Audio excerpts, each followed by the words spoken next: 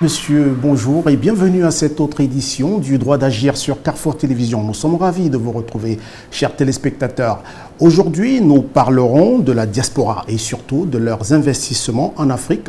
Entre confiance et, il faut le dire, et tromperie, il y a aussi ce pont-là qui va se mettre en place parce que beaucoup de membres de la diaspora qui investissent en Afrique sont trompés, arnaqués même par leur famille. On en parlera sur ce plateau avec un invité de marque. Il s'agit de Elombo Sonet, Guy Jopel, qui est acteur de la société civile, bien entendu, et aussi cadre des collectivités décentralisées au Cameroun. Voilà, donc il y aura donc avec lui cet entretien sur cette diaspora. On lui dit d'abord bonjour, bienvenue, Elombo Sonet, Guy Jopel. Bonjour, mon cher Olivier. Ouais. J'aimerais également profiter de l'occasion, comme ça, pour passer un bonjour particulier aux milliers de téléspectateurs de Carrefour TV, de la diaspora, et aux millions de téléspectateurs de Carrefour TV sur le territoire national. Alors, je disais tout à l'heure que tu es cadre des collectivités territoriales décentralisées. Le mot est finalement arrivé. Alors, est-ce que tu veux dire un mot en ce moment, ce qui se passe dans nos différentes mairies, surtout en ce qui concerne ta circonscription? Disons que la thématique qui nous réunit ce jour est une thématique éminemment qui pourrait concerner les collectivités territoriales décentralisées. Ouais. Parce que elles sont les bases pratiquement de notre société et la plupart de nos diasporaliens, si on peut les appeler comme ça, rassemblent souvent suffisamment de moyens et les renvoient de ce côté. Bon, parlant de l'actualité de ma collectivité territoriale décentralisée dans la mairie de Libombari, disons pour le moment, nous sommes en fin d'année, le budget a été validé, nous sommes en train de nous projeter pour l'ensemble des investissements qui seront faits pour les populations durant l'année prochaine. D'accord. Merci à Elombo Sonet Marius d'être avec nous aujourd'hui. Et dans la deuxième partie de ce programme, on aura à parler de la diaspora encore une fois de plus au service du progrès. Et là, on aura Joséphine Njo en direct depuis Paris. On l'aura par Skype. Je crois que tout est mis en place pour qu'on puisse avoir un entretien assez fiable. On se retrouve donc tout de suite après cette transition.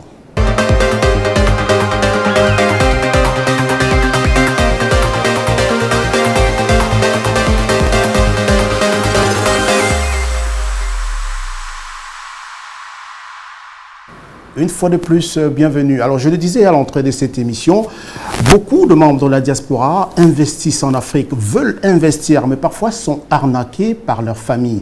Il y a donc un problème entre la confiance, la tromperie, si vous voulez, l'arnaque. Et c'est une situation assez difficile que vivent ceux-là qui envoient beaucoup d'argent en Afrique, de fois, mais qui sont totalement inquiétés parce qu'ils ne sont pas toujours sûrs que leurs projets arriveront à terme. On va prendre le cas de cette histoire, ce membre de la diaspora qui s'est fait arnaquer par son beau-père. Écoutons ce témoignage. C'est un couple d'amis qui vit en Angleterre, donc un couple d'amis, on va dire un couple normal, c'est-à-dire ils ont une situation qui est confortable, ils ont des enfants, tout va bien, ils ont un rythme de vie qui est correct. Ils vivent à Londres depuis des années, ils ont fait leur petite vie là-bas, ils sont bien installés. Et il y a quelques années en fait de ça, ils décident d'investir au Cameroun, donc d'investir au pays sur du foncier. Donc ils choisissent en fait d'acheter un terrain foncier au Cameroun. Donc ils décident d'épargner de l'argent, d'épargner une partie de leur salaire tous les mois pour pouvoir acheter leur maison, acheter leur terrain qu'ils veulent acheter au Cameroun. Donc ils épargnent ça pendant un moment. Et au bout de quelques années, ils ont eu l'épargne qu'ils voulaient, donc la somme qu'ils avaient prévu investir pour ce projet. Donc ils décident donc de commencer les recherches de terrain sur place. Et pour ça, il mandate le beau-père, donc le père de la fille, pour qu'il, comme il connaît un peu le milieu, pour qu'il trouve des terrains ou un terrain intéressant pour qu'il puisse acheter. Donc le beau-père cherche le terrain, fait des visites, active son réseau et tout ça. Et fin 2019, en fait, il trouve quelques lopins de terre intéressants pour eux. Et il leur demande donc qu'il faut qu'ils viennent sur place pour visiter les terrains et pouvoir acheter. C'est une bonne chose, hein. Moi, je recommande déjà à tout le monde, s'il veut acheter du foncier, surtout pour certains budgets, il faut aller visiter sur place pour voir ce qu'on achète. Donc, ils s'organisent tant bien que mal avec l'année 2020 qu'on a connue, l'année 2020 qui était compliquée avec la situation sanitaire qu'il y a eu dans le monde. Tant bien que mal, ils s'organisent et ils réussissent à aller au Cameroun pour visiter ce foncier. Ils sont allés au Cameroun en 2020, ils ont visité le foncier, ils ont retenu quelques lopins de terre parmi ceux qu'on les a présentés. Ils ont retenu, ils ont trouvé très bien placés par rapport à leur projet. Et du coup, après avoir sélectionné ça, malgré les difficultés avec le voyage, avec le Covid et tout ce qu'on connaît, ils choisissent un terrain, ils reviennent en Angleterre, ils continuent leur petite vie. Et après, le papa appelle, il demande donc d'envoyer l'argent, qu'il y a un terrain qu'ils ont sélectionné et le propriétaire soit déjà avancé avec eux pour pouvoir finaliser le dossier. Donc, au milieu de l'année dernière, par exemple, ils envoient l'argent. Au milieu de l'année dernière, ils envoient l'argent au beau-père, au Cameroun, pour qu'il commence à faire les démarches pour pouvoir acheter le terrain. Donc, ils envoient l'argent, ils attendent, ils continuent leur vie tranquille, hein, il n'y a pas de souci, tout va bien. Et c'est tout récemment, quand il appelle pour savoir exactement où est-ce que c'en est, il appelle son beau-père pour savoir exactement où est-ce que les démarches pour le terrain en sont, est-ce qu'il a déjà finalisé, est-ce qu'il a signé, est-ce qu'il a payé. Que son beau-père lui annonce en fait que le terrain est là, mais que qu'il n'a pas pu aller au bout du projet parce qu'entre-temps, quand il a reçu l'argent au milieu du mois de juin, il est tombé malade. Et il s'est servi d'une partie de l'argent qu'on lui a remis, en fait, que sa fille et son gendre lui ont remis pour se soigner. Donc, ça veut dire en fait que l'argent qu'ils ont épargné pendant des années pour leur projet immobilier, le beau-père s'en est servi pour se soigner, quoi. Donc, il a pris une partie de l'argent. Donc, il n'a plus la totalité de l'argent, il a dépensé une bonne quantité pour se soigner parce qu'il fallait qu'il se soigne dans une clinique réputée parce qu'il avait une maladie qui nécessitait des soins assez spécialisés. Avec les coûts de la santé qu'on connaît en Afrique, bon, ça a rongé une bonne partie de leur projet qu'ils avaient, dans une bonne partie du budget qu'ils avaient prévu pour ce projet. Et mon ami, donc ça dit ils n'ont pas de terre, hein, il n'a plus d'argent, ils doivent devoir renvoyer de l'argent pour compléter ce que le beau-père a dépensé pour se soigner. Et c'est une bonne somme, hein, je ne donnerai pas les chiffres ici, mais il a dépensé une bonne somme pour se soigner. Et du coup, il faut compenser encore beaucoup pour pouvoir au moins acheter un terrain équivalent à ce qu'ils avaient choisi, ou un terrain moins bien, mais il faut compléter de l'argent. Donc, il m'appelle, il est un peu scandalisé là. Il me dit en fait que mon beau-père, il a fait ça et il me dit en fait qu'il avait deux choix. Premier choix, c'est soit il prenait de l'argent sur l'argent prévu pour le terrain pour se soigner, ou certainement son gendre et sa fille auraient utilisé cet argent pour l'enterrer. Donc, est-ce que le beau-père est-ce que vous préférez que m'enterrer avec cet argent-là, ou vous préférez que je m'en suis servi pour me soigner et je suis toujours avec vous? Donc, quel choix j'avais? Je n'avais pas d'argent pour me soigner. J'ai pris l'argent que m'avait donné parce que c'est ça qui était disponible. Je me suis soigné aujourd'hui, ça va mieux. Mais de l'autre côté, il n'y a pas le terrain. Donc, on en parlait, il est un peu énervé. Il me dit, bon voilà, qu'est-ce que je dois faire? Mon beau-père aujourd'hui, il me demande de compenser telle somme alors que j'avais déjà prévu tout. Tous mes plans étaient bien. On est parti au Cameroun en 2020, on a fait les déplacements pour voir le temps, on avait tout planifié. Mais aujourd'hui, il me demande encore de compléter de l'argent alors que j'avais déjà tout donné. Et en plus, il a utilisé l'argent pour ce qui n'était pas prévu. C'était prévu pour le terrain, il l'a utilisé pour autre chose. Il est un peu énervé. Mais derrière aussi, il ne veut pas fâcher sa femme. Parce que s'il se fâche avec son beau-père, forcément, sa femme va être fâchée aussi. C'est quand même son père. Donc, il est obligé d'être assez diplomatique, de savoir comment il va gérer cette situation-là.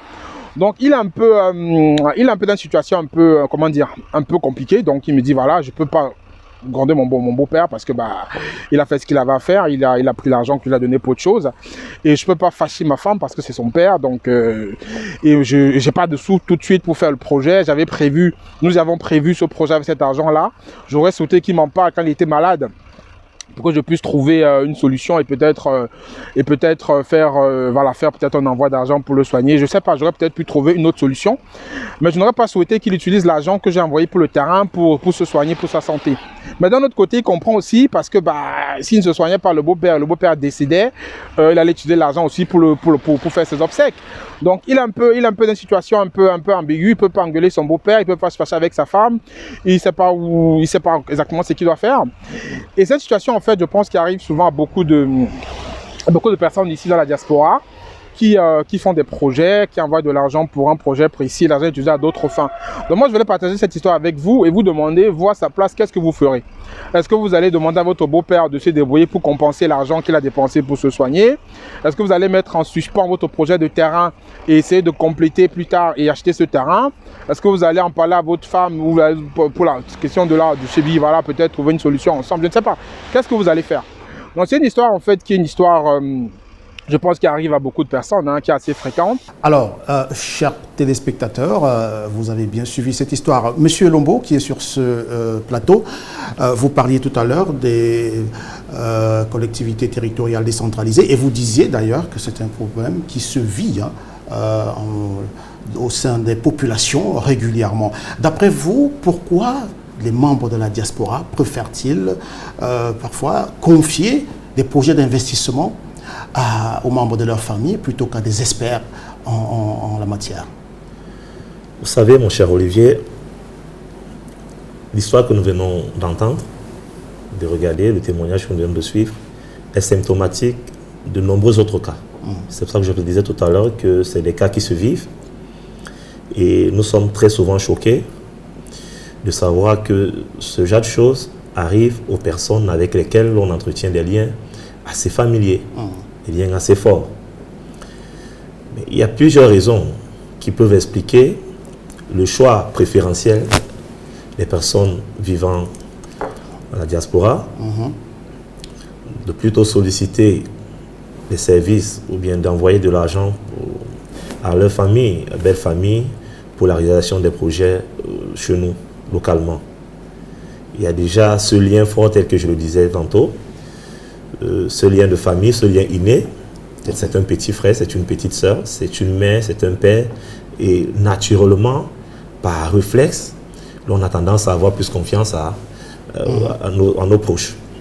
Sauf que, au vu de multiples situations, telles que celles que nous venons d'entendre là, il est important peut-être aujourd'hui de repenser, pour cette diaspora-là, de repenser la nature des investissements, mais également l'orientation qu'on devrait donner à tout projet qu'on aura de ce côté du Cameroun. Est-ce que, M. Lombo, est-ce qu'on peut parler d'une crise de confiance quand même? Parce que si un membre de la diaspora envoie, d'ailleurs, vous l'avez souligné il y a quelques secondes, de l'argent à sa famille, c'est parce qu'il ne peut pas faire confiance à d'autres personnes. Mais pourquoi ne pense-t-il pas, ceux-là, que des experts pourraient mieux suivre les travaux qu'ils ont ici? Qu'est-ce qui les pousse? Est-ce que d'après eux, la famille est à même quand même de suivre des projets?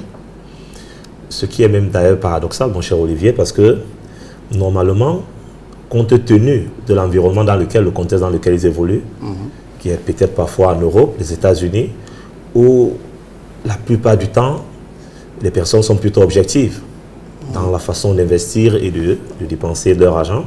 C'est-à-dire tout est pratiquement carré, professionnalisé et autres. Normalement, ils devraient appliquer la même méthode pour ceux qui veulent investir chez nous localement. Sauf que il y a des origines. Vous savez, l'Africain, nous sommes communautaristes de nature. C'est-à-dire on a tendance à faire confiance aux membres de nos familles parce qu'on a l'impression que ces personnes-là, quels qu'en soient les cas, ne pourraient pas nous faire un certain nombre de choses. Cela découle aussi de la tradition. Oui, la tradition également. Il y a un attachement qui est assez fort. Les liens sont très forts et on ne s'en détache pas aussi facilement. On le constate même parfois, même quand ils sont abusés, ils n'arrivent pas véritablement à se plaindre de façon précise. Ils mettent cela dans le sillage d'un abus qui peut arriver par moment et d'autres continuent. Donc il est important aujourd'hui parce que la thématique elle est très intéressante. Elle nous permet de revoir pratiquement tous ces mécanismes qui permettent d'investir et d'aboutir parfois à ces abus, voir comment les corriger également.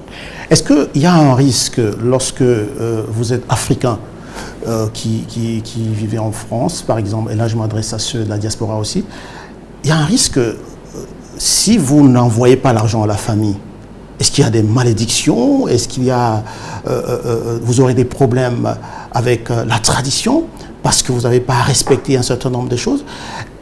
Peut-on comprendre à travers cela que ceux de la diaspora ont peur parfois d'aller se confier directement à des experts qui, eux, maîtrisent parfois les investissements? Je le disais. Est-ce que cette peur-là est parfois perceptible? Ouais. Donc, tout part dans des perceptions sociales. C'est-à-dire parce qu'il y a le volet culturel qui rentre en ligne de compte dans la tentative de compréhension de ces abus que subissent tous ces membres de la diaspora. Parfois, il y a des menaces. Il y a des menaces pour ceux qui suivent parfois des histoires comme celle-là. Il y a une histoire qui est assez rocambolesque, qui est celle du footballeur togolais, Emmanuel Cheya Adebayor, qui a été obligé de se couper pratiquement de toute sa famille, de sa mère, c'était sa génitrice, de ses propres frères, qui n'avaient de cesse de lui proférer des menaces, au cas où il n'enverrait pas une telle somme et autres. Très dernièrement encore, on a vu avec l'affaire du footballeur Paul Pogba, qui pratiquement a été marchandé par son propre frère. C'est des cas, c'est parce que ces personnes sont connues, c'est des personnalités publiques, mais il y en a tellement de la diaspora qui n'ont pas ces étoffes-là, qui subissent la même chose. Parce qu'il y a des menaces parfois, parce que la perception que nous, d'ici pour la plupart de ceux qui arrivent à arnaquer leurs frères et sœurs de la diaspora, la perception que l'on a généralement, c'est que le frère qui est en France, en Allemagne, en Suisse, aux États-Unis et autres, il gagne suffisamment d'argent et parfois devrait totalement changer nos conditions de vie. Donc, du coup, tout ce que l'on vit ici comme insuffisance sur le plan matériel, sur le plan alimentaire, on a l'impression que c'est un peu également à cause d'eux.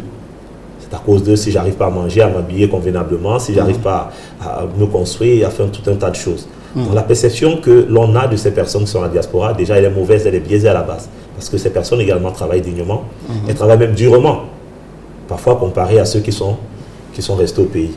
Donc, il y a des menaces qui sont proférées, il y a des sorts même qui sont lancés. Et je vais vous faire encore souligner, remarquer que la plupart de ceux qui restent au pays, de la famille nucléaire bien évidemment, recourent souvent à des pratiques plus ou moins obscures, c'est-à-dire mystiques. Est-ce que cela justifie les décès qu'on a souvent lorsque un membre de la diaspora vient en vacances au Cameroun? Bon, on ne dit pas que c'est la raison, mais ça peut justifier cela aussi. On apprend des décès tragiques. Bon, il n'y a qu'à voir, hein, mon cher Olivier, encore très récemment, la vague d'indignation qui est née sur la toile avec des histoires d'empoisonnement massif des personnes vivant dans la diaspora qui viennent passer un peu de temps chez eux avec la famille, avec des amis qu'ils ont laissés ici au pays, mais qui parfois, parce que sous réserve d'une présomption d'innocence, sont accusés d'avoir empoisonné tel ou tel de la diaspora qui est arrivé pour les congés et qui ne retourne plus. Vous voyez, on est dans un environnement global qui est tellement dangereux désormais et qui devrait nous inciter à mieux réfléchir sur la façon dont nous allons faire. Mais est-ce qu'un membre de la diaspora peut-il satisfaire toute sa famille? Il faudrait bien qu'on essaye de comprendre. Est-ce que c'est parce qu'on vit en Europe qu'on est à même de régler tous les problèmes dans une famille? Il y a donc un problème d'information, il y a un problème de sensibilisation et il y a un problème de perception. Ça voudrait dire que également les membres de la diaspora, compte tenu de l'image qu'ils renvoient, vous savez, généralement, parfois également, quand ils arrivent avec une certaine image, des personnes ayant réussi et autres, donc ils suscitent forcément des convoitises. Il y a des convoitises qui naissent, non seulement de la famille nucléaire, mais également des amis, de l'entourage, du quartier et autres. Ça fait que, comme on dit généralement chez nous, les gens ne les regardent pas avec un bon œil. Donc il y a toutes ces choses-là qui concourent au pourrissement moral des relations entre les membres de la diaspora et leurs familles nucléaires et amis qui sont restés au pays. Alors, vous qui êtes un observateur averti, que peuvent donc faire ces membres de la diaspora quelles sont les erreurs à éviter lorsqu'on veut investir au Cameroun? Est-ce qu'on ne peut pas en même temps consulter des experts et d'un autre côté mettre la famille, ne serait-ce que pour surveiller les travaux? Vous l'avez dit, Olivier, je pense que dans votre propos, dans votre question, nous retrouvons déjà le début de solution. Parce qu'il faudrait de façon objective dissocier les émotions qui relèvent pratiquement des liens de famille et le sentimentalisme et le professionnalisme qui devrait normalement avoir cours lorsqu'on voudrait mettre sur pied un projet. Parce que qui dit un projet dit une idée, également on dit consentir de moyens conséquents. Tout à fait. Et forcément, on ne peut pas investir autant d'argent et laisser le projet entre les mains de personnes non expertes. Il y a donc matière à revoir pratiquement la dynamique de cette diaspora-là quant à ce qui concerne les investissements au pays. Je pense qu'il est très probablement mieux pour elle, pour la diaspora, de devoir dissocier très rapidement ces deux pans. C'est-à-dire tout ce qui concerne la famille, parce que généralement la famille, elle a besoin de quoi? Elle demande de l'aide pour la santé, pour se soigner, de l'aide pour se nourrir, pour l'éducation des enfants et autres. Je pense que c'est des choses qui sont périphériques, très importantes, mais qu'on pourrait gérer de façon progressive. Un projet, c'est généralement une idée qui a été maturée. Tout à fait. C'est des moyens, parfois des prêts bancaires qui sont faits auprès de banques en Europe, partout ailleurs. Donc, et ces prêts sont remboursables. Tout à fait. Parfois avec des intérêts. Donc il faudrait bien évidemment se faire entourer, se faire suivre par de professionnels, des personnes qui maîtrisent la chose. Je prends un exemple simple. Par exemple, pour le cas que nous avons vu là, l'histoire que nous venons de suivre, un membre de la diaspora voudrait acquérir un terrain. Il est important de savoir au préalable quelles sont les conditions pour l'acquisition d'un terrain en bonne et due forme. Et savoir de façon basique que l'on ne peut opérer une vente ou un achat de terrain que via le notaire. Donc c'est des choses basiques. On ne peut pas discuter avec son beau-frère sur des questions aussi centrales et il peut peut-être nous orienter vers un notaire qu'il connaît, mais pas être celui-là même qui tient la transaction et chez qui nous envoyons de l'argent parce que les notaires, les cabinets de notaires ont des comptes. On peut virer directement de l'argent et puis les choses vont... Puisque certains sont donc liés par ces... on disait tout à l'heure, par cette possibilité ou alors impossibilité due à la tradition. Puisque certains ne peuvent pas absolument faire autrement que de traiter avec la famille. Quels seraient les conseils qu'on peut donner à ces derniers? Dans la même logique, dans le même sillage que ce que nous étions en train de dire, on pourrait également associer les deux, c'est-à-dire les professionnels et la famille. Dans le cas où il faut travailler exclusivement avec la famille. Dans le cas où il faudrait travailler exclusivement avec la famille. Quels sont donc les aménagements à mettre en place pour pouvoir sortir de là, d'un investissement sans avoir été escroqué? Je pense qu'il faudrait peut-être diversifier également le niveau de confiance que nous mettons aux membres qu'ils accordent aux membres de leur famille. Parce que parfois, on est embarqué par une personne. C'est-à-dire, ça veut dire que la personne à qui on fait le plus confiance, on se dit, bon, c'est la personne avec laquelle je m'entends le plus dans ma famille, c'est le frère, la sœur avec laquelle je m'entends, eh bien, je vais lui envoyer de l'argent. Je suis sûr que cette personne ne peut m'abuser ou bien... Parfois également, c'est une entente entre eux, plusieurs membres de la famille. Donc, il est déjà important, moi je pense, qu'il faut mettre du sérieux dans ce que l'on fait. Quand on arrive au Cameroun et que l'on a un projet, il faut déjà faire asseoir les membres de la famille, leur dire, moi j'ai un projet tel, je voudrais acquérir un terrain, je voudrais lancer la construction de ma maison, de ma villa ou de ma résidence. Généralement, leur parler de façon très franche et précise, que nous travaillons dur. Moi j'ai dû prendre un crédit pour pouvoir mener à bien ce projet-là. Du coup, je n'ai pas droit à l'erreur et je voudrais le confier à telle autre personne. Mais je compte sur vous tous pour veiller à ce que le suivi soit permanent et que vous me rendiez constamment compte. Donc, il faudrait déjà responsabiliser toute la famille et non une ou deux personnes et leur expliquer la démarche de façon assez précise et claire. Je pense que ce serait un début de solution et là, peut-être que les membres de la famille interrogeront que l'argent qui est en train d'être dépensé n'est pas un argent qu'on a comme ça obtenu de façon aussi facile sous d'autres cieux. Maintenant, il y a aussi ceux qui envoient l'argent à des experts, parce qu'on ne va pas mettre ceux qui sont experts en la matière à l'écart. On a vu beaucoup des membres de la diaspora qui se sont plaints du fait d'avoir aussi confié leur projet à des sociétés qui étaient agréées d'ailleurs, et qui se sont aussi retrouvés arnaqués, et qui finalement décident même de reprendre encore avec la famille. Est-ce que vous pensez qu'il y a des personnes dans la diaspora qui n'ont aucune maîtrise des réalités du terrain ici au Cameroun? Pour la plupart, quand même, nous sommes tous Camerounais. Je pense que pour la plupart, nous maîtrisons les conditions dans lesquelles nos compatriotes qui sont restés dans le territoire fonctionnent. Et il faudrait qu'on apprenne à se dire les choses, parce que nous devons également apprendre à nous dire les vérités. Le climat général aujourd'hui dans notre pays, l'environnement dans lequel nous évoluons est un environnement qui devient de plus en plus immoral. C'est-à-dire la recherche du gain, du profit, prend de l'avant. Prendre les devants sur l'intérêt communautaire, l'intérêt collectif, sur la bienséance, sur la politesse et autres. Il n'y a qu'à regarder parce qu'il y a tellement d'entreprises qui se disent expertes également, qui sont managées par d'éventuels arnaqueurs. Parce que nous sommes dans un environnement là où, au Cameroun actuellement, tout le monde se dit tout chemin mène à Rome, qu'il soit bon ou mauvais, quelles qu'en soient les méthodes. Le but, c'est de s'enrichir et de faire du profit. Donc, vous qui êtes au cœur des collectivités territoriales décentralisées, est-ce que vous avez souvent perçu ou vous avez une idée des investissements faits par la diaspora dans certains milieux communautaires? Oui, les investissements faits par la diaspora sont... Est-ce qu'ils sont de retour de temps en temps pour vérifier tout ça? Oui, ils sont de retour, mais c'est difficile.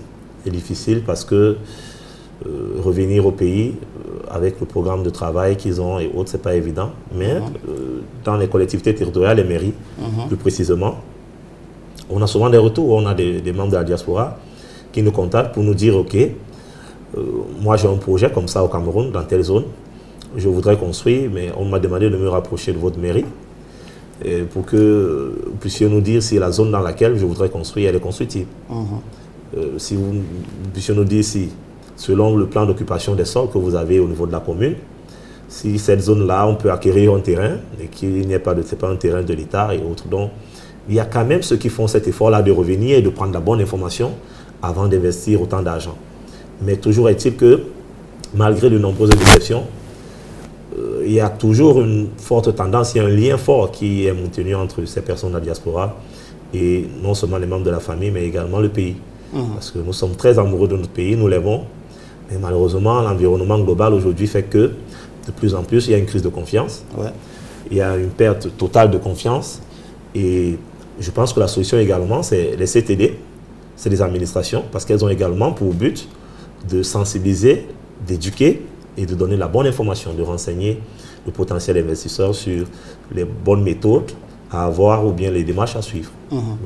Et il y a ceux de la diaspora qui disent qu'ils n'enverront jamais de l'argent parce qu'il existe aussi, lors d'une petite enquête, on a remarqué qu'il y a certaines personnes dans la diaspora qui ont décidé de ne jamais envoyer l'argent dans leur communauté. Et peut-être, à partir de là, peut-on parler de crise de confiance? Oui, je pense que cette décision, pour ceux de la diaspora qui l'ont prise, découle forcément de nombreuses histoires comme celles que nous avons écoutées à l'entame de l'émission, qui, ma foi, également, même pour nous qui sommes au pays, quand même questionnent et interrogent sur le niveau de confiance que nous devons accorder à nos proches. Mais je pense que également rien n'est catégorique. Il faudrait également que dans ces abus subis, que l'on essaie de déceler à quel niveau il y a des manquements dus aux investisseurs eux-mêmes, c'est-à-dire à ces membres de la diaspora, parce qu'il y a forcément eu des erreurs quelque part. Le meilleur projet est celui qui est suivi, soit par soi-même, soit délégué à quelqu'un dont on a entièrement confiance et dont on est sûr des compétences. Je pense que quelque part également, si elle faisait suffisamment attention au casting et aux approches au suivi, c'est qu'on n'en arriverait pas là constamment.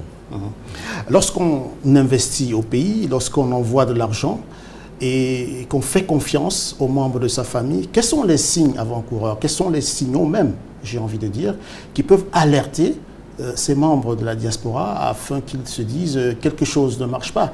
Parce que nous avons aussi découvert une histoire où c'est au bout de 5 ans qu'un membre de la diaspora est venu découvrir que la maison pour laquelle elle envoyait toutes ces petites économies n'a jamais été construite. Est-ce qu'il y a des signes avant-coureurs?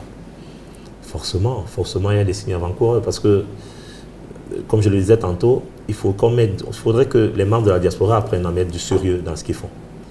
Quand je parle de sérieux, ça veut dire que moi je confie mon projet, je prends un exemple aussi banal que ça, à mon frère par exemple.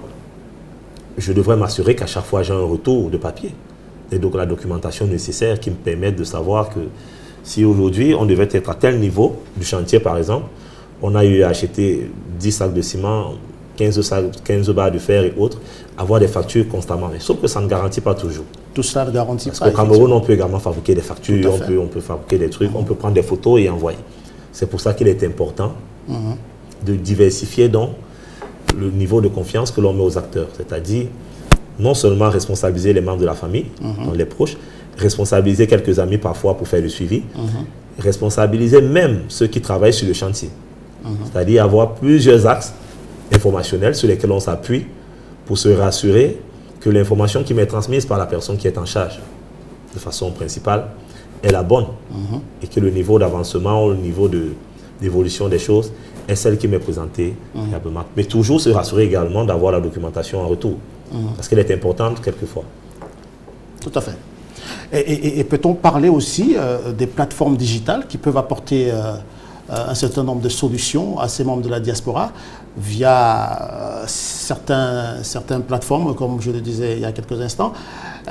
Ne peuvent-ils pas travailler avec des structures qui leur proposeraient des possibilités d'échange direct? Je prends un exemple, une entreprise qui a vendu, vous le disiez tout à l'heure, du ciment, ne pourrait-elle pas communiquer directement à celui qui a investi?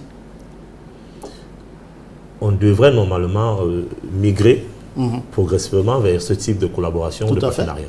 Ça, c'est Est-ce que là encore, ça va causer des problèmes aux membres de la diaspora avec leur famille? Ça va causer des problèmes parce que forcément, l'on observe généralement, lorsque la confiance est plus ou moins diminuée ou retirée à quelques membres de la famille pour des projets comme ceux-là, on observe tout simplement une cassure au niveau du lien. C'est-à-dire des polémiques naissent, des problèmes, des frustrations qui font que la personne est perçue comme une personne qui n'est pas très attachée à la famille, qui se détache, qui préfère, et parfois même, et je vous le dis, pire encore, si la personne est mariée, comme le cas que nous avons entendu à l'entame de l'émission, si la personne est mariée, la famille de l'homme va directement commencer à accuser celle de la femme, la belle famille, en disant il n'investit plus chez nous ses frères, nous avec qui il a grandi.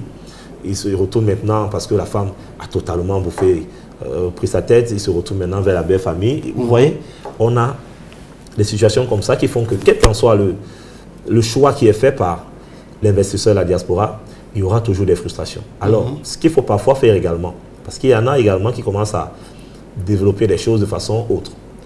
Il y en a qui n'informent ni les membres de la famille, les personnes se retournent uniquement vers des professionnels, ils entament leur projet, ils font ce qu'ils ont à faire, et ce n'est qu'à la fin... Est-ce que pour vous, c'est le meilleur moyen? Travailler uniquement avec des professionnels, finalement. Je pense que c'est le meilleur moyen, parce qu'il y a des possibilités, au cas où le professionnel ne remplit pas son contrat, de pouvoir se faire poursuivre forcément. Avec un membre de la famille, ce n'est pas possible, et l'investissement est pratiquement voué à l'échec, si c'est que les fonds disponibles pour peut-être la construction d'une maison sont détournés pour soigner un tiers ou bien un autre membre de la famille. Donc avec les professionnels, c'est la meilleure solution. Et au final, de quoi avons-nous besoin de nos familles? C'est de la bénédiction. C'est des encouragements. La plupart des membres de la diaspora aujourd'hui également ont plutôt opté pour le silence. C'est-à-dire ils font des choses en catimini, même des projets avec des professionnels en catimini. Sans informer la famille? Oui, sans informer la famille. Parce que du coup, au moment où vous informez la famille, il y a ceux qui vont vous dire, mais il est en train de dépenser quelques millions ou des centaines pour construire une maison et pourtant nous sommes là, la maison dans laquelle nous vivons, nous n'avons pas de télé, nous n'avons pas à manger. Vous voyez, il y aura toujours cette espèce d'analogie qui sera faite et aujourd'hui, je pense également que faire des choses dans le silence, ce n'est pas une mauvaise option. Alors, Monsieur Lombo, on va arriver à la fin de cette première partie, mais je ne vais pas vous laisser partir sans votre dernier mot. D'abord à la diaspora, comme petit conseil que vous pourriez leur donner, et enfin à la famille aussi, à toutes ces familles qui attendent toujours beaucoup plus de la diaspora. Mon cher Olivier, je dois dire au sortir de notre échange, qui a été assez instructif, je pense, pour les membres de la diaspora et pour l'ensemble des téléspectateurs qui nous suivent de par le monde, que s'il y avait un conseil que je donnerais volontiers aux membres de la diaspora, c'est de ne pas arrêter d'investir, certes, mais d'être un peu plus regardant, d'avoir également cette culture-là de prendre la bonne information. C'est-à-dire avant de faire quoi que ce soit, de toujours prendre la bonne information, de s'informer auprès. Il y a des plateformes aujourd'hui, il y a des YouTube et autres qui renseignent sur tout. Comment acheter un terrain au Cameroun, comment faire, qui peuvent vous orienter vers des plateformes professionnelles sérieuses qui vous donneront la bonne information, mais également de se rapprocher des institutions comme les nôtres, comme les communes, les mairies, les sous-préfectures, également qui ont une maîtrise assez large de comment les choses sont organisées dans leur circonscription territoriale pour avoir des bonnes informations.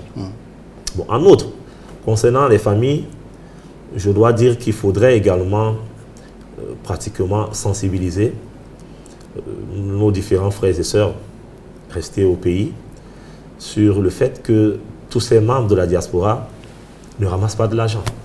Ce n'est pas de l'argent facile, c'est des personnes qui travaillent très dur, qui se lèvent parfois sous la neige et autres, abattent des travaux dont on n'a même pas idée pour pouvoir ramasser le peu qu'ils peuvent et mener des projets chez nous.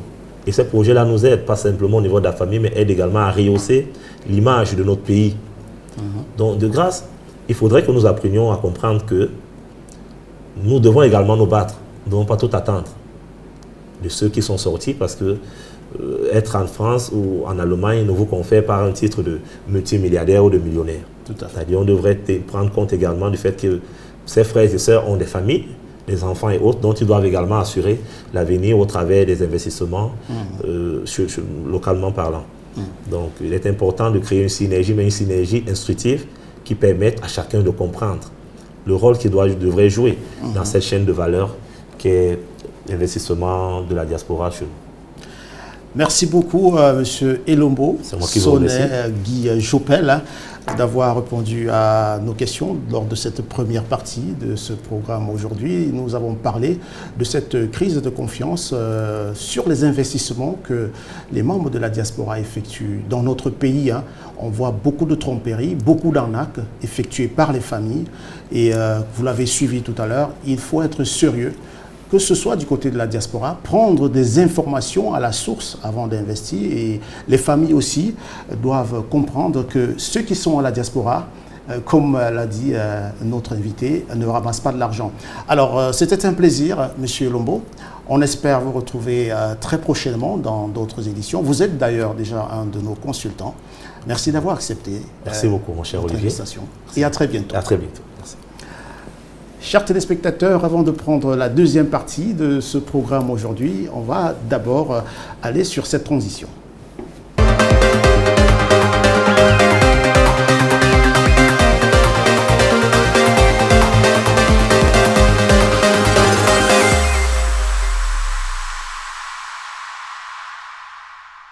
Cette deuxième partie, chers téléspectateurs, on va parler de la réussite justement et les engagements de la diaspora camerounaise, surtout celle qui vit en Europe. Et nous aurons Madame Joséphine, qui est d'ailleurs en ligne en ce moment parce que nous allons la prendre, je crois, par Skype, en direct. Avec elle, on va donc échanger et elle est en même temps, je crois, présidente de l'association Ma Bisphère, c'est cela. Elle œuvre avec passion pour le droit et l'éducation des enfants. Elle est en même temps aussi, il faut le dire, chers téléspectateurs, une chanteuse à ses moments perdus, gospel de temps en temps. Vous écouterez d'ailleurs pendant cette émission une de ses compositions, une ou deux, si le temps nous le permet. Alors, si tout est dans l'ordre en ce moment, nous allons rentrer en contact avec Madame Joséphine depuis Paris par Skype. Bonjour Madame Joséphine. Bonjour Olivier Blanchard-Ekouka Et bonjour également à tous les téléspectateurs Carrefour Télévision et Radio Carrefour. Je suis très heureuse d'être votre invitée ce jour dans cette émission Droit d'agir. Alors, vous vivez en France depuis quelques années. Est-ce que vous pouvez nous parler de votre parcours en tant que Camerounaise de la diaspora? C'est une très bonne question, Monsieur Yakoka. J'ai eu la chance de voyager. Pour moi, c'est un très bon parcours. Pourquoi? Parce que c'est un parcours positif. J'ai eu la chance de voyager, j'ai eu la chance de faire de très beaux enfants, j'ai eu la chance de faire les études ailleurs, j'ai eu la chance. Donc, pour moi, c'est un très, très, très bon parcours. Et j'ai eu la chance d'apprendre des choses d'ailleurs. J'ai eu la chance d'apprendre d'autres choses, d'apprendre d'autres langues, de voir d'autres personnes. Voilà, en fait, c'est un très bon parcours, un parcours très positif. Qu'est-ce qui vous a motivé à aller vous installer en France et comment s'est passée votre intégration, Madame Joséphine Diaw? Mon principal moteur, monsieur Rekoka, c'était les études. Je voulais apprendre des choses, je voulais savoir ce qui se passe ailleurs. Je voulais apprendre la culture d'autres personnes, la culture d'ailleurs. Je voulais apprendre d'autres choses, je voulais savoir comment ça se passe ailleurs. Je voulais apprendre, pas seulement savoir, je voulais apprendre. Je voulais apprendre d'autres métiers. Et j'ai été bien reçue dans tous les pays que j'ai visités et surtout la France qui m'a donné cette opportunité de vraiment m'approfondir dans tout ce que je voulais faire, les études. J'ai eu autant de formations en France. Je suis formée dans presque tous les domaines. Là où je suis tellement dynamique, je suis même fière de moi-même et je suis même fière du Cameroun, je suis fière de la France parce que le Cameroun et la France m'ont fait devenir la femme que je suis. Donc je suis super contente d'être cette femme que je représente aujourd'hui grâce à mon pays d'origine, le Cameroun, mes parents et la France. Donc je dis merci le Cameroun, merci à mes parents, merci la France. Donc, j'ai été bien intégrée.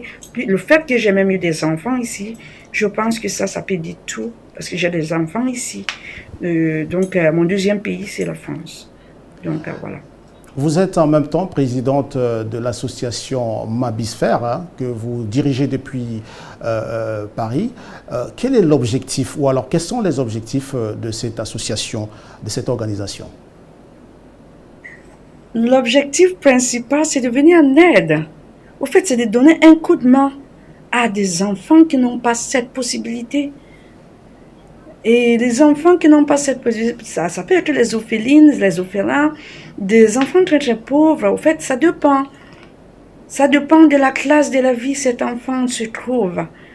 Mais l'objectif principal, c'est de donner une meilleure éducation à des enfants qui ont des profils que je viens de dire, des profils comme des orphelines, des orphelins, des enfants qui sont nés dans les familles très très très pauvres de fois.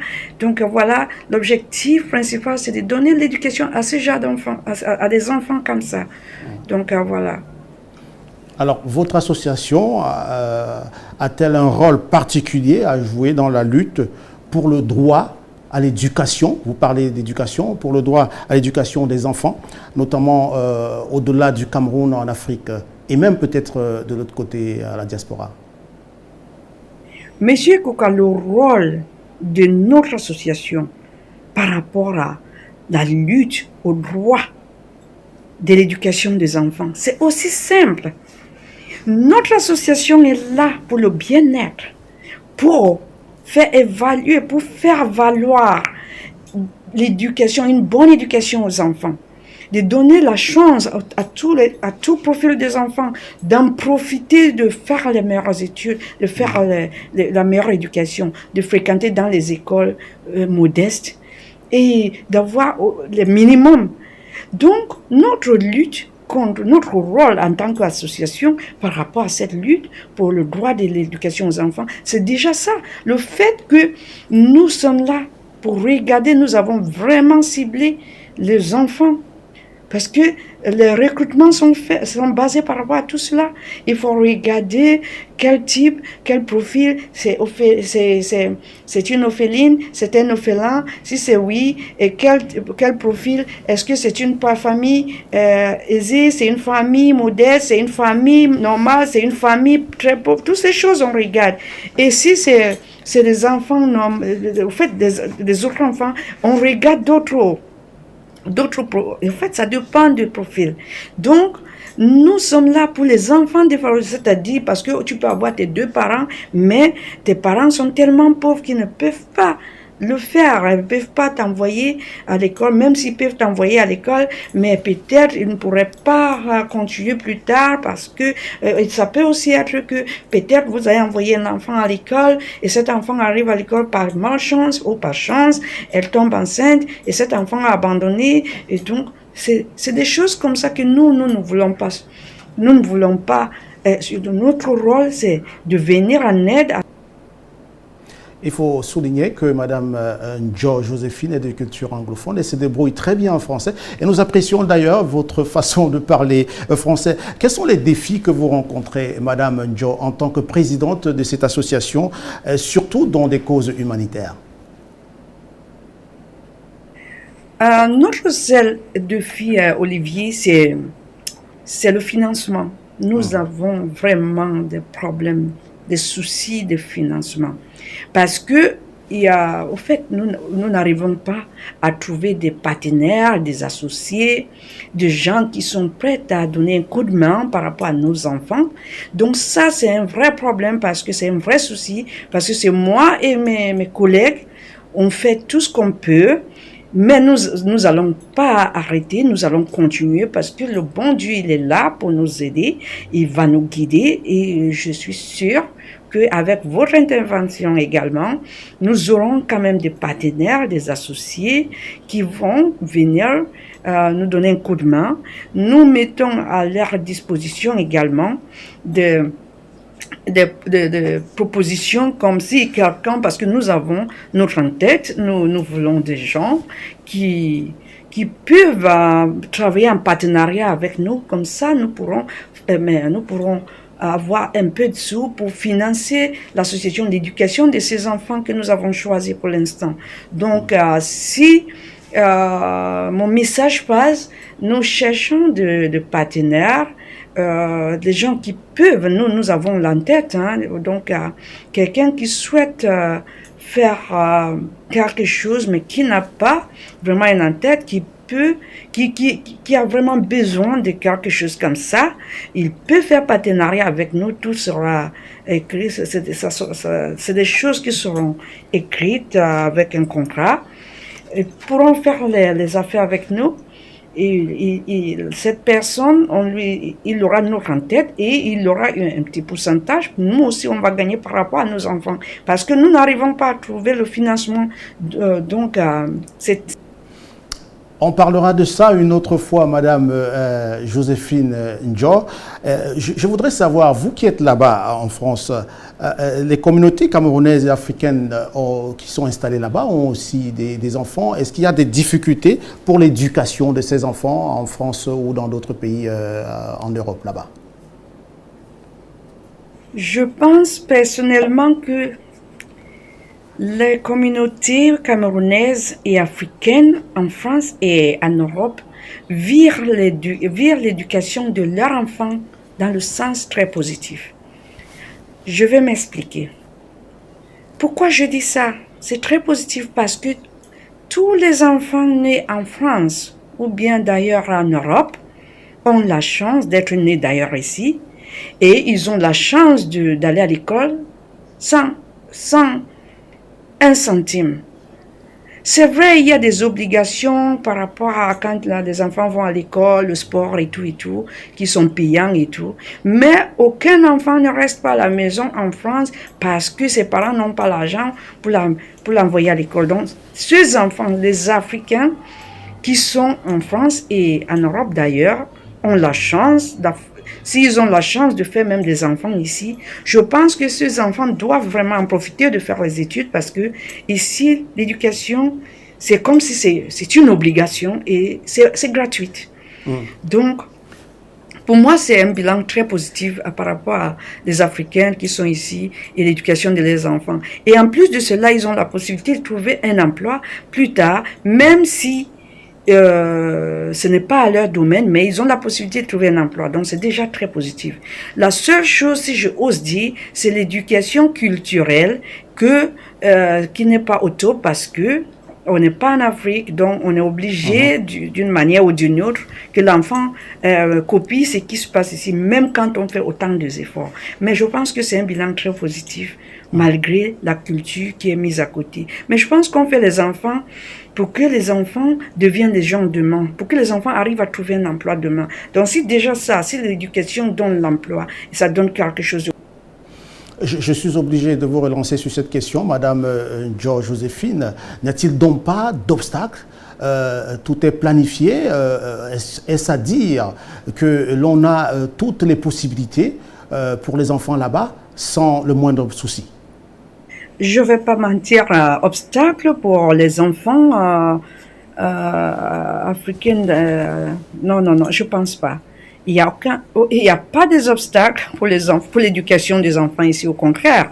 Je pense même qu'ils sont chanceux. Ces enfants ont la chance d'être nés ici. Donc, il faut seulement profiter du système, de faire les études, d'ailleurs, et de trouver les emplois. Même si ce n'est pas un emploi qui correspond à ce que tu as fait à l'école, ça ne veut rien dire. Mais au moins, il y a un emploi qui... Surtout les enfants nés ici, parce que si moi je viens de l'Afrique, j'arrive à trouver un emploi digne, j'arrive à faire des choses correctes en France, combien de fois, toi qui es né ici? Donc, moi je pense qu'il n'y a pas des obstacles par rapport aux enfants nés ici.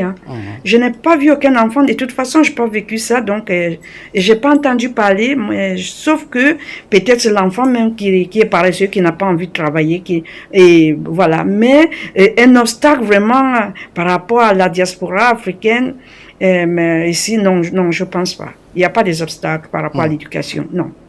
Au contraire, il y a des choses pour booster des enfants, même des enfants qui ne savent rien du tout. Il y a des choses pour booster même des enfants comme ça. Il y a des choses, des formations mises en place pour, d'une manière ou d'une autre, pour que tous les enfants arrivent à... au fait, non, des obstacles, non.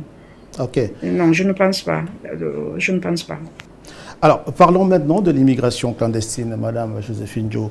Que pensez-vous des conditions de vie des migrants qui arrivent en France, surtout d'abord par une voie difficile et qui viennent encore vivre difficilement dans les rues là-bas, dans ces pays européens?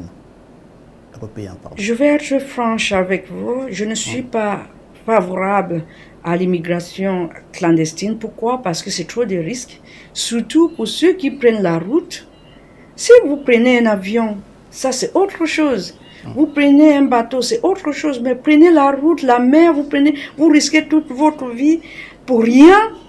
Et deux fois même, vous n'arrivez même pas à la destination. Deux fois même si vous arrivez, vous êtes déjà finalement... Parce que c'est pas ce qu'on pense dans nos rêves là. C'est qu'on pense que c'est pas vraiment ça. Hein.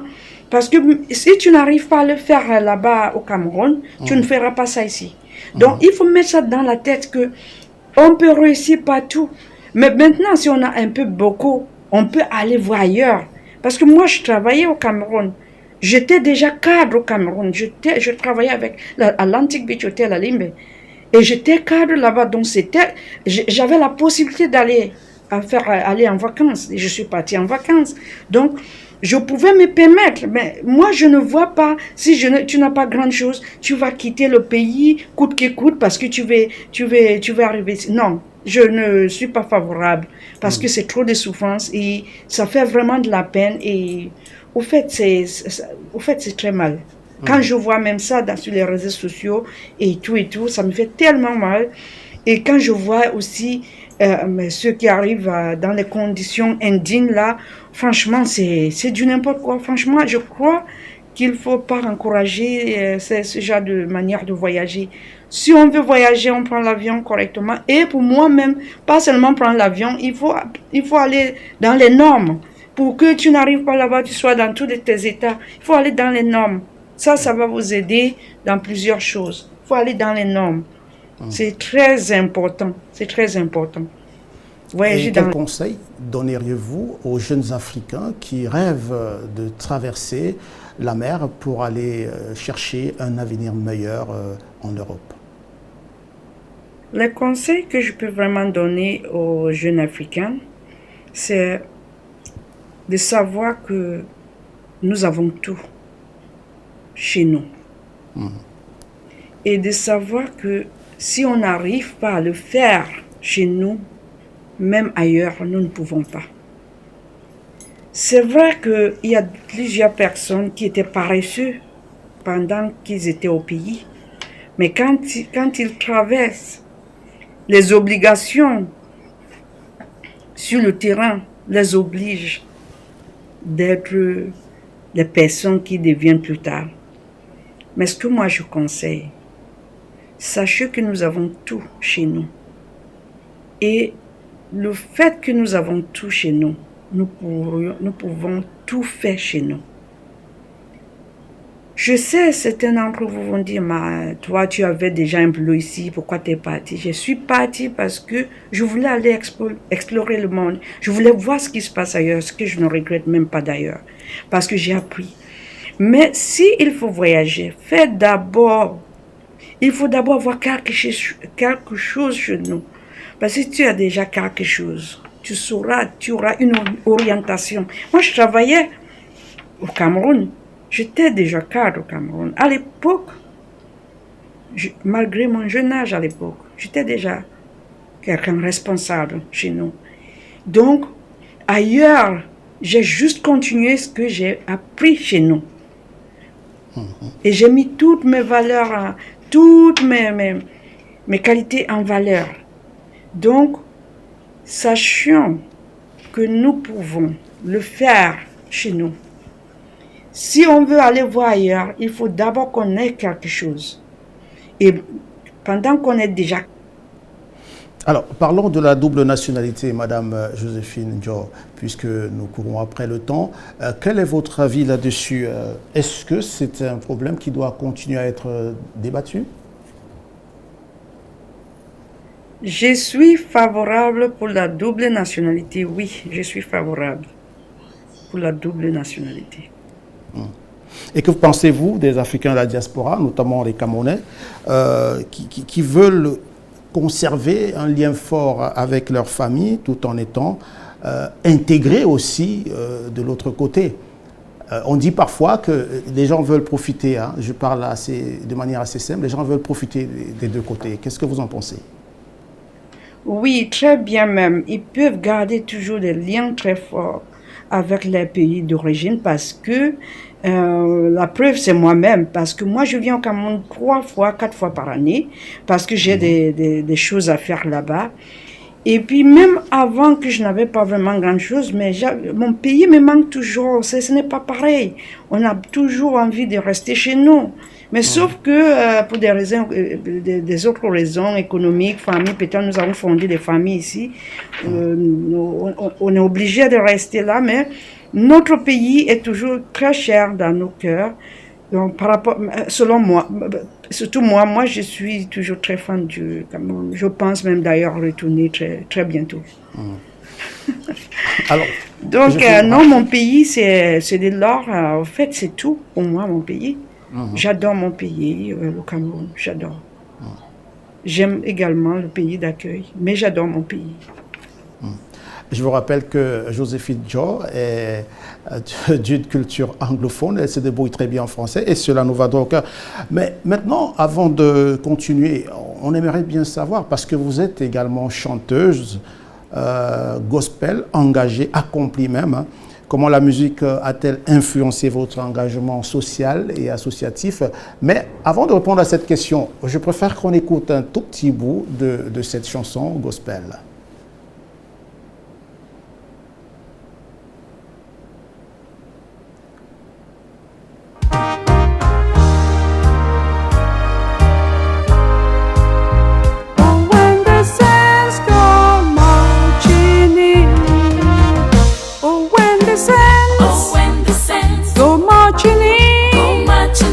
Oh, when the saints go marching in.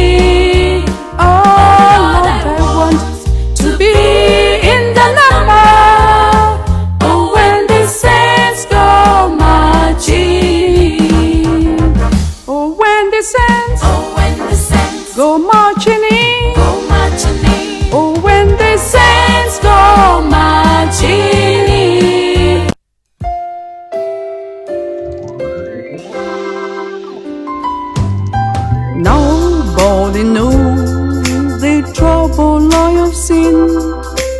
Nobody knows but Jesus. Nobody knows the trouble I have seen.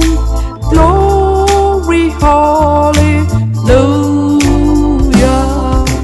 Nobody knows the trouble I have seen. Nobody knows Bravo, but Jesus. Joséphine Njo, de ce que nous avons vu, on peut vous dire bravo et bonne continuation dans la musique. Alors, comment la musique influence-t-elle votre engagement associatif et même social?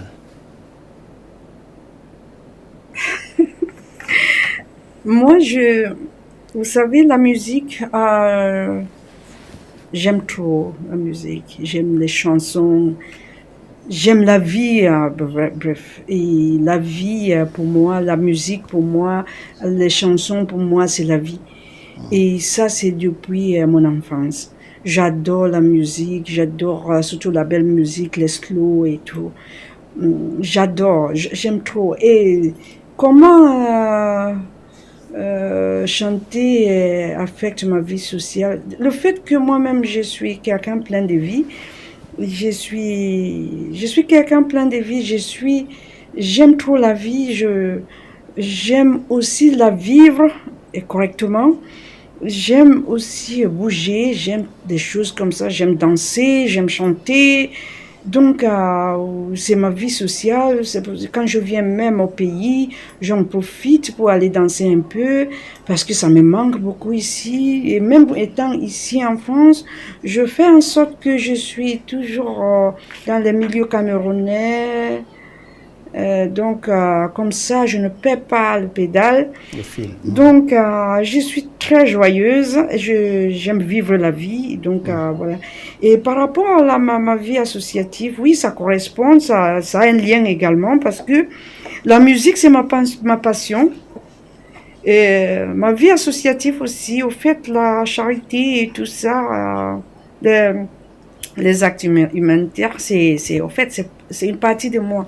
Donc, ça a une liaison. En fait, la musique et ma vie associative a une liaison parce que au fait, l'inspiration, il y a beaucoup de choses qui m'inspirent. Des choses qui m'inspirent, en fait, l'inspiration vient de la musique, l'inspiration.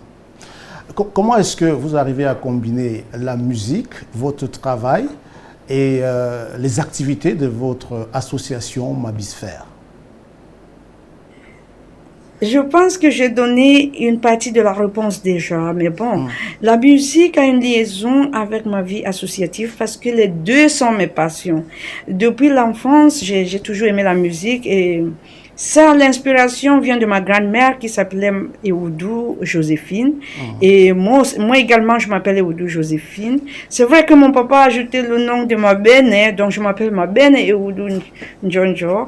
Et c'est vrai que j'utilise que mon nom de Njonjo Joséphine, mais voilà, la musique, c'est une partie de moi. Mon papa même aimait trop chanter. Je chantais avec mon père.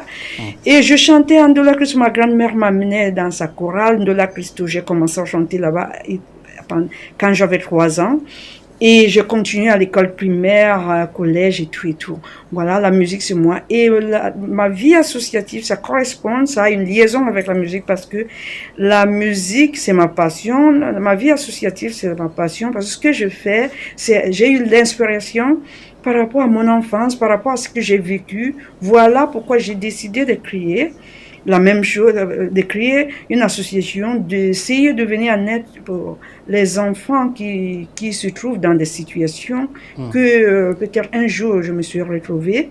Donc voilà, donc ça a une liaison et j'arrive à le faire combiner parce que je suis quelqu'un de très dynamique et j'arrive à combiner plusieurs choses, pas seulement les deux. J'arrive à faire beaucoup de choses dans ma vie.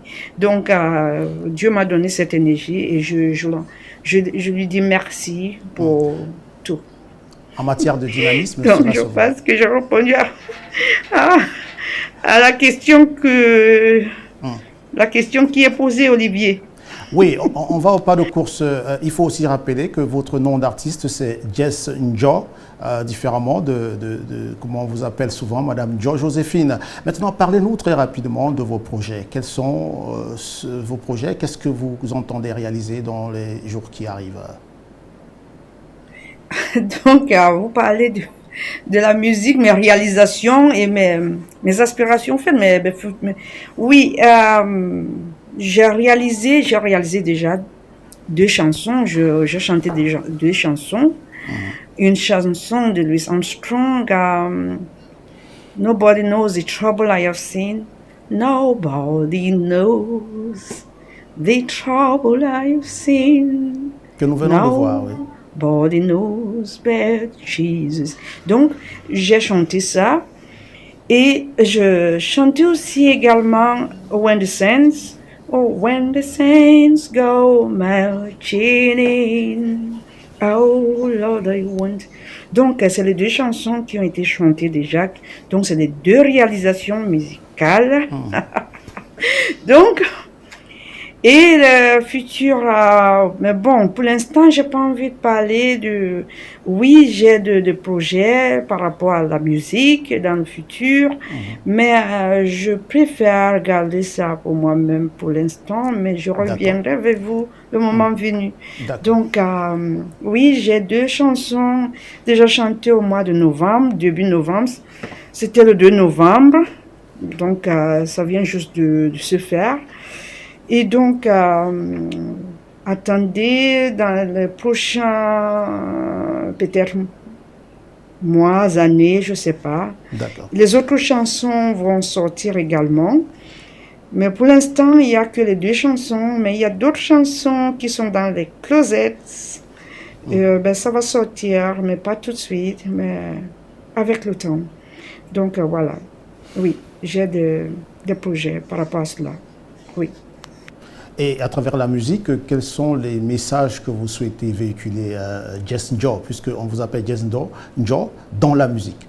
Quel est donc ce message que vous voulez véhiculer? Je pense que la musique elle-même, elle parle. Les mots choisis pour cette musique, surtout Nobody Knows, The Trouble I Have Seen, au fait, ça parle d'elle-même et au fait, le message que je souhaite transmettre. Et le message que je souhaite transmettre à ma communauté et plus particulièrement aux jeunes, c'est de ne pas s'inquiéter pour rien, de ne pas lamenter dans certaines situations.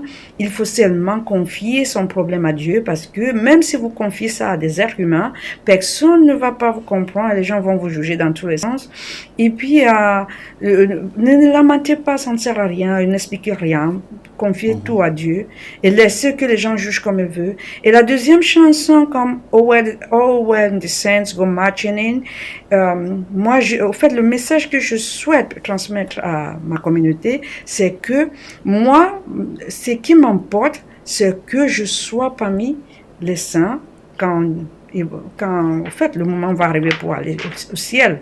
Voilà ce qui m'importe. C'est rien du tout dans ce monde. Ce qui m'importe, c'est d'aller au ciel. Si ça peut m'arriver, ça sera la plus belle chose du monde qui m'arrive. Donc, c'est pour ça que je dis, when the saints go marching in, oh Lord, I want to be in the number. When the saints go in marching in. So, I would like to be that number. So, voilà le message que je souhaite transmettre à ma communauté. Que ma communauté aussi essaye de regarder comment ils ou elles peuvent aller vers le ciel.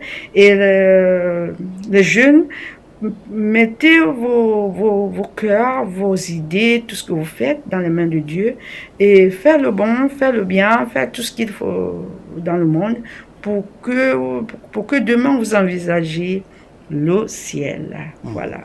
Voilà. Oh Lord. Alors, Jess Joe, vous allez chanter après. Est-ce que nous sommes à la fin de cette émission, hein, il faut le dire. Je veux juste demander une petite question très rapidement comme ça. Quels sont vos rêves et vos objectifs, tant pour votre association Mabisphère que pour la musique? Très rapidement, Jess Joe. Alors, je pense qu'on l'a perdue. Elle est partie, c'était par câble, il faut le dire, par Skype. C'était une merveilleuse expérience. Si on ne la retrouve plus, on lui dit bon vent. On lui souhaite bon vent. Chers téléspectateurs, c'est la fin de cette émission. C'était donc Droit d'agir. Dans un premier temps, nous avons parlé de cette crise de confiance qui règne entre ceux de la diaspora et leurs familles ici dans leurs investissements. Et on avait sur ce plateau Elombo Soné Guy Jopel, qui est acteur de la société civile, en même temps cadre des collectivités décentralisées. Il faut le dire. Et nous avons eu aussi dans un deuxième temps Joséphine Njo qui nous a parlé brillamment de son association Mabisphère et nous a parlé aussi de sa carrière musicale, vous avez dû voir. Et voilà, avec elle on a échangé sur l'immigration clandestine et d'autres points de la diaspora. Merci beaucoup pour votre aimable attention. Chers téléspectateurs, on espère vous retrouver à très bientôt. Merci aussi à toute l'équipe technique derrière la réalisation de ce programme. À très bientôt. Restez sur Carrefour Télévision.